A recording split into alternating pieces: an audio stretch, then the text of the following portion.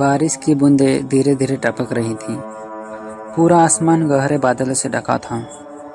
राहुल और उसकी बहन सिया एक सुनसान पहाड़ी सड़क पर बाइक से लौट रहे थे। रास्ते में अचानक बाइक का इंजन बंद हो गया। राहुल ने कहा, शायद पेट्रोल खत्म हो गया है। यहाँ से कोई पेट्रोल पंप भी नहीं मिलेगा। दूर पहाड़ी की ढलान के ऊपर एक पुरानी हवेली नजर आ रही थी। खिड़कियों पर टूटी लकड़ी, बाहर जंग लगा गेट और एक तरफ झूलता हुआ लालटेन, जैसे कोई इंतजार कर रहा हो। सिया ने डरते हुए कहा, रात के इस वक्त हमें कहाँ नहीं जाना चाहिए। लेकिन बारिश तेज हो रही थी। मजबूरी में दोनों हवेली के अंदर जाने का फैसला करते हैं। गेट को धकेलते ही एक लंबी करार जैसी आवाज आई, किरी किरी, जैसे किसी ने बहुत सालों बाद दरवाजा खोला हो। अंदर का आंगन घास और जंगली बेलों से भरा था। हवा में सीलन और संडास की गंध फैली थी। सिया कांपते हुए बोली, ये जगह मुझे अच्छी नहीं लग रही है राहुल। राहुल ने उसे दिलासा दिया, बस थोड़ी देर रुकते हैं, फिर चल देंगे। दोनों जैसे ही मुख्य दरवाजे के पास पहुंचे, दरवाजा खुद ब खुद धीरे धीरे खुल गया। अंदर एक लंबा हॉल, धूल से ढकी पुरानी पेंटिंग और कोनों में लगे मकड़ी के जाले। लेकिन सबसे अजीब, बीच हॉल में एक लकड़ी की कुर्सी रखी थी और उस पर एक पुरानी फटी हुई गुड़िया, जिसकी एक आंख गायब थी। हॉल में कदम रखते ही दरवाजा धड़ाम से बंद हो गया। सिया डर के मारे चिल्लाई, राहुल, ये किसने किया? राहुल ने हिम्मत दिखाने की कोशिश की, लेकिन उसकी आंखों में भी डर था। वो बोला, शायद हवा से।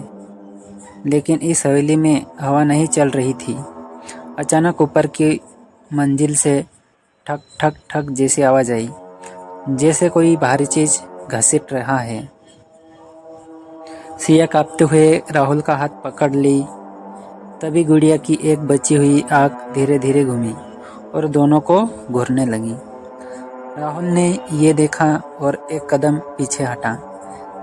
सिया, ये गुड़िया अभी हिली थी। सिया कुछ कह पाती उससे पहले ही ऊपर की सीढ़ियों पर एक लंबा काला छाया खड़ा था।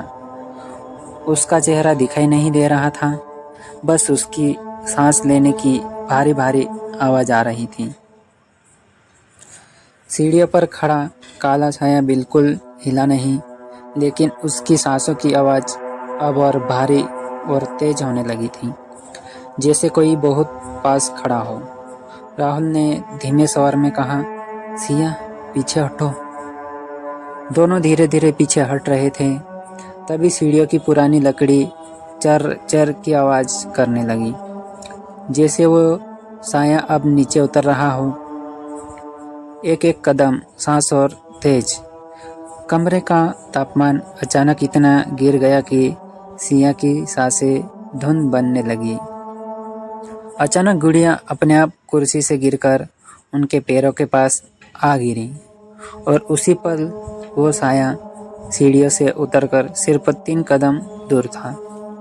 उसका चेहरा अब भी अंधेरे में था, बस उसकी आंखों में लाल चमक हल्की हल्की टिमटिमा रही थी।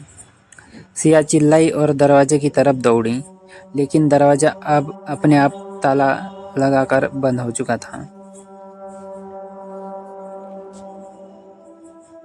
साया सीढ़ियों से उतरकर अब बिल्कुल पास आ गया था। उसकी लाल आंखें ऐसे जल रही थी जैसे अंदर कोई अधजली आग हो। राहुल ने दरवाजे का हैंडल जोर से घुमाया, लेकिन हैंडल बर्फ की तरह ठंडा था और हिल भी नहीं रहा था।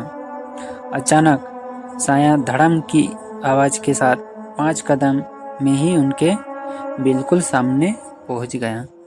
कमरा एकदम अंधेरा हो गया, बस आंखों की लाल चमक ही दिखाई दे रही थी। साया ने अपना हाथ उठाया। उसकी उंगलियां लंबी, पतली और नुकीली थीं, जैसे जंग लगे लोहे की कीलें। वो उंगली सिया की गर्दन के पास आने ही वाली थी कि गुड़िया अपने आप कर्कश हंसी में हंसने लगी। हा हा हा हा, अब तुम मेरे हो। सिया चीखते हुए राहुल की तरफ झपटी, लेकिन तभी साये ने राहुल की गर्दन पकड़कर उसे हवा में उठा लिया। राहुल के पैरों की उंगलियां हवा में तड़प रही थी। उसके मुंह से सिर्फ ट ट जैसी टूटी सांसें निकल रही थीं। सिया ने पास रखी लालटेन उठाई और पूरी ताकत से साये पर दे मारी। लालटेन के टूटते ही आग भड़क उठी और साया पल भर के लिए पीछे हट गया। लेकिन आग बुझते ही साया गायब हो चुका था। कमरे में बस वही टूटी गुड़िया थी, जो अब अपने आप चलकर सीढ़ियों की तरफ जा रही थी।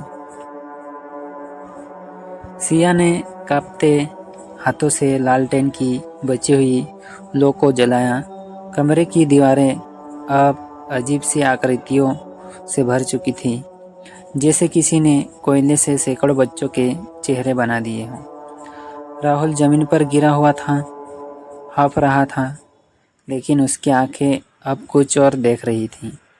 सीढ़ियों पर रखी वो गुड़िया अब धीरे धीरे ऊपर जा रही थी और उसके पीछे पीछे पैरों के निशान बनते जा रहे थे, बिना किसी इंसान के। अचानक हवेली की दीवार से फुसफुसाहट सुनाई दी। ये खेल बहुत पुराना है, जिसने गुड़िया को देखा वो मर गया। राहुल ने घबराकर दीवार छुई और दीवार एकदम नरम हो गई, जैसे उसमें मांस हो। उसके अंदर से ठंडी उंगलियां बाहर निकली और राहुल का हाथ पकड़ लिया। सिया चीखी, लेकिन तभी ऊपर से एक बूढ़ी औरत की आवाज़ आई, मेरे बच्चों को मत छीनो, वो अब तुम्हारे साथ खेलेंगे। लाल आंखों वाला साया फिर से प्रकट हुआ, लेकिन इस बार उसके पीछे सैकड़ों छोटे छोटे साए थे। हर एक के हाथ में टूटी फूटी गुड़िया थी। कमरे का दरवाज़ा अपने आप बंद हो गया। बाहर ताले की आवाज़ आई और दोनों समझ गए, अब ये हवेली उनका घर बन चुकी है, हमेशा के लिए।